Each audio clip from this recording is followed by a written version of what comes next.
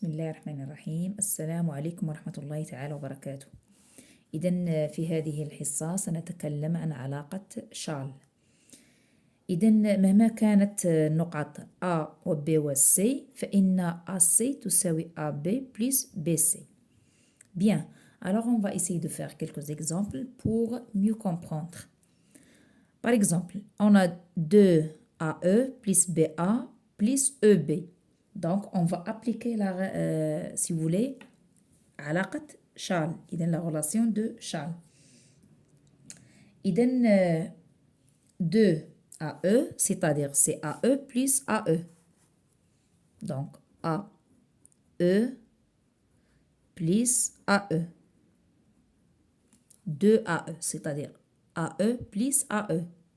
Comme par exemple, lorsqu'on a 2x, c'est x plus x. Plus BA. Alors, je vais laisser BA et EB. Alors, je vais essayer d'intervenir la relation de Charles. Bien, إذا نحاول نبين علاقة شارل. إذا ici, j'ai AE, d'accord, plus EB. Donc, AB plus BC. Ici, on a AE plus EB. Donc, AE plus EB.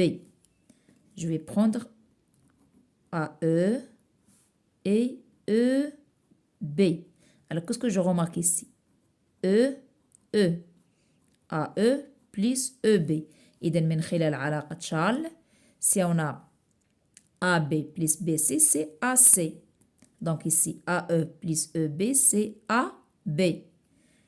Bien sûr, et je vais laisser les autres, c'est BA plus AE. غير أنا نحاول دائما نبين deux points. Je termine par un point et je commence par un point. في المتجهة الأولى المتجهة الثانية باش نبين علاقة شارل. Donc ici je vais écrire AB plus BE. إذن de nouveau كتب لي هنا علاقة شارل AB plus BE. Donc c'est AE. إذن هكذا نطبق علاقة شارل.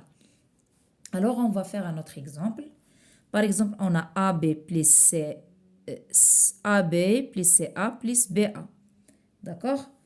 Alors, je vais faire AB plus BA, AB plus BA. Donc, je termine هنا المتجهة تتسالي B وهنا كتبدا B. Donc, pour faire, si vous voulez, montrer la relation de Charles. Bien, alors j'ai AB plus BA. دائما نحاول نبين العلاقة باش يمكن لي نطبقها. Bien. Alors ici AB plus BA, B, donc il reste AA plus CA. Et bien sûr AA c'est un 0.